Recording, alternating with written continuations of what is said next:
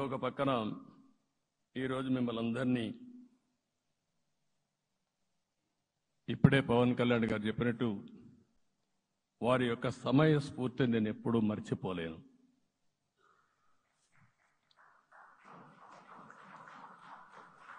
మొట్టమొదటిసారిగా నేను జైల్లో ఉన్నప్పుడు వచ్చాడు. వచ్చినప్పుడు నన్ను పరామర్శించాడు. బయట వచ్చి ఈ రాష్ట్రం అంత మునుపు చెప్పినా అంత మునుపు అనేక సందర్భాల్లో ప్రభుత్వ వ్యతిరేక ఓటు చేయకూడదని చెప్పారు. కానీ నన్ను చూసి బయటికి వెళ్ళిన తర్వాత ఈరోజు తెలుగుదేశం జనసేన పొత్తు పెట్టుకుంటున్నామని చెప్పిన మొదటి వ్యక్తి పవన్ కళ్యాణ్ గారు. అప్పటికే బీజేపీతో పొత్తుంది. అయితే ఒక మాట చెప్పాడు, బీజేపీతో పొత్తుంది, బీజేపీ తెలుగుదేశం జనసేన 3 పార్టీలు కలిసి పోటీ చేస్తామని కూడా చెప్పి మళ్ళీ ఆ ప్రయత్నం చేసి కడాన రాష్ట్ర ప్రయోజనాల దృష్ట్యా బీజేపీ తెలుగుదేశం జనసేన పొత్తు పెట్టుకున్నాం.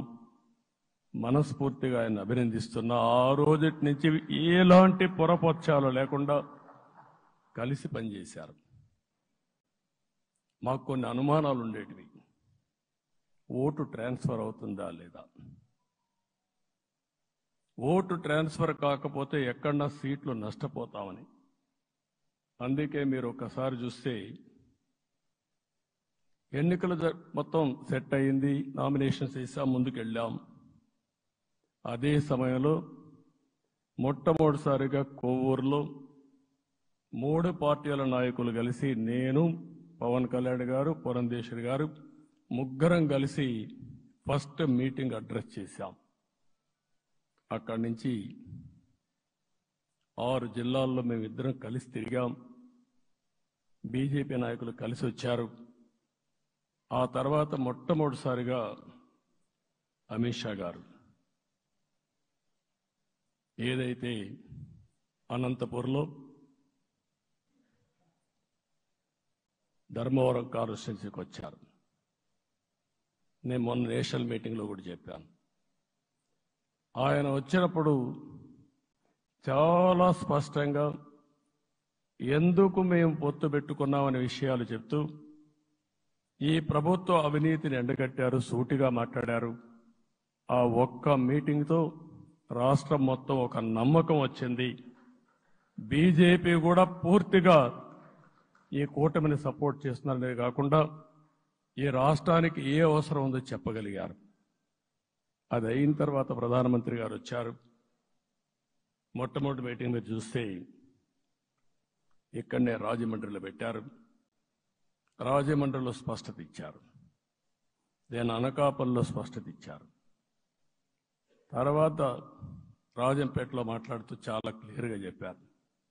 ఇదే విజయవాడకు వచ్చినప్పుడు రోడ్ షో పెడితే నా జీవితంలో ఎప్పుడూ చూడలేదు, ప్రధానమంత్రి గారు కూడా అదే చెప్పారు, బ్రహ్మాండమైన రోడ్ షో విజయవాడలో జరిగిందని ప్రధానమంత్రి గారు కూడా అభినందించే పరిస్థితికి వచ్చారు. ఇవన్నీ కలయికే మన విజయం. ఈ విషయం మనం గుర్తుపెట్టుకోవాల్సిన అవసరం ఉంది. మీరు కష్టపడ్డారు. నేను చాలా ఎన్నికల్లో చూశాను. అందరూ అభ్యర్థులు కూడా ఈ ఎన్నికల్లో కష్టపడిన విధానం కానీ ఇంత కష్టం నేను ఎప్పుడూ చూడలేదు. ఒక్క మాటలో చెప్పాలంటే ప్రతి ఒక్కరూ మనసు పెట్టి పనిచేశారు. అందుకే ఈ గెలుపు వచ్చిందని చెప్పి కూడా నేను మీకు తెలియజేస్తున్నా. మీ అందరి సహకారంతో రేపు ప్రమాణ స్వీకారం చేస్తున్నాను. దానికి మీ అందరికీ ధన్యవాదాలు. రేపు ప్రమాణ స్వీకారానికి నరేంద్ర మోడీ గారు ప్రధానమంత్రిగా వారు వస్తున్నారు. అదే మరిగా ఎన్డీఏ నాయకులు వస్తున్నారు. ఇది ఒక అరుదైన అనుభవం. అంటే నేను 4వసారి ముఖ్యమంత్రిగా ప్రమాణ స్వీకారం చేస్తున్నాను. కానీ ఈసారి దీనికి ఉండే ప్రాధాన్యత, ప్రజలు మన మీద పెట్టుకున్న నమ్మకం, నష్టపోయారు, ఇబ్బందులు పడ్డారు, మన మీద హోప్ పెట్టుకున్నారు. తిరిగి నేను ఒక్కడినే చేసే కార్యక్రమం కాదు. అందరం సమిష్టిగా మళ్లీ ప్రజలకు రుణం తీర్చుకునే సమయం ఆసన్నమైంది. దానికి ఈ రాష్ట్రానికి పూర్తిగా కేంద్ర సహకారం అవసరం. నిన్న పోయినప్పుడు కూడా నేను చాలా స్పష్టంగా కేంద్ర నాయకత్వాన్ని కోరాను. అటు అమిత్ షా గారిని, అదే మరి ప్రధానమంత్రి గారిని అందరినీ కోరాం. పూర్తిగా సహకరిస్తామని వారు హామీ ఇచ్చారు. దానికి మనందరి తరపున కేంద్రంలో ఉండే ప్రధానమంత్రి నరేంద్ర మోడీ గారిని, అదే మరి అమిత్ షా గారిని, కేంద్ర నాయకత్వాన్ని, అదే మరిగా బీజేపీ దేశ అధ్యక్షుడైనటువంటి నేషనల్ ప్రెసిడెంట్ గారి నడ్డా గారిని మనస్ఫూర్తిగా అభినందిస్తున్నానని చెప్పి కూడా నేను మీకు తెలియజేస్తున్నాను.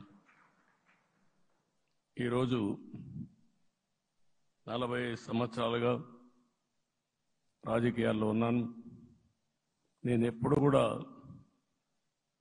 రాగద్వేషాలకు అతీతంగా రాజ్యాంగంలో ఏదైతే మనం ప్రమాణం చేస్తామో రాజ్యాంగాన్ని అనుసరించి అదే విధంగా పనిచేశాను. మళ్ళీ ఈరోజు మీ అందరికీ హామీ ఇస్తున్నాం.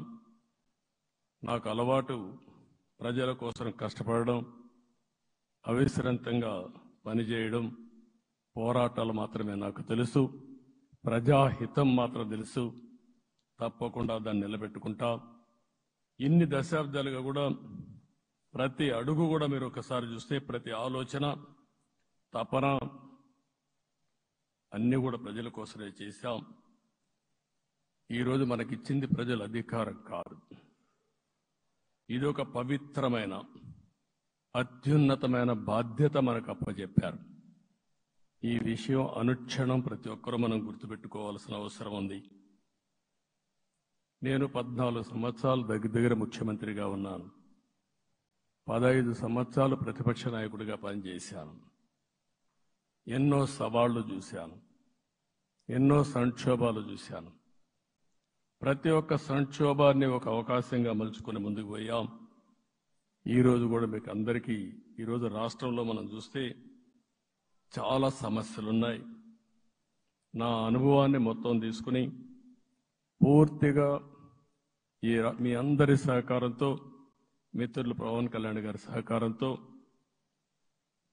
పేద ప్రజల జీవితాలను మార్చడానికి నిత్యం ఆలోచిద్దాం.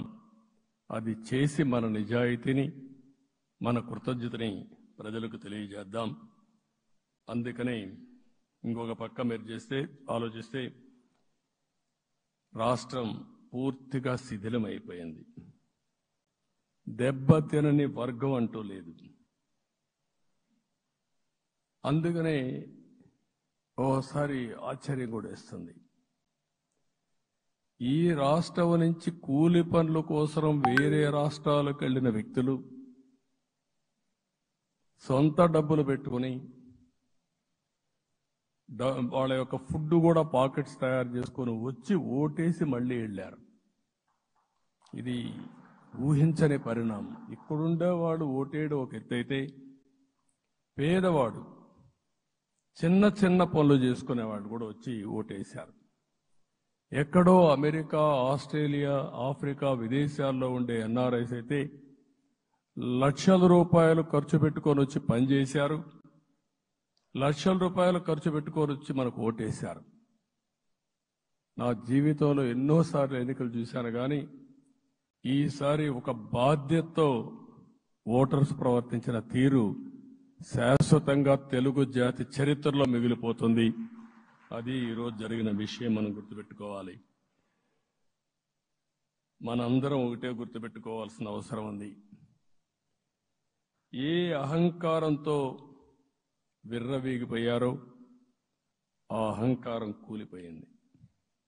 ఎన్నోసార్లు మనం చెప్పాం, ఏ వ్యక్తికి పదవొస్తే వినయం కూడా అవసరం. పదవొచ్చిందని విర్రవీగిపోయి రేపనేది లేకుండా ఉంటుందనుకుంటే మాత్రం ఇదే జరిగే పరిస్థితి వస్తుంది.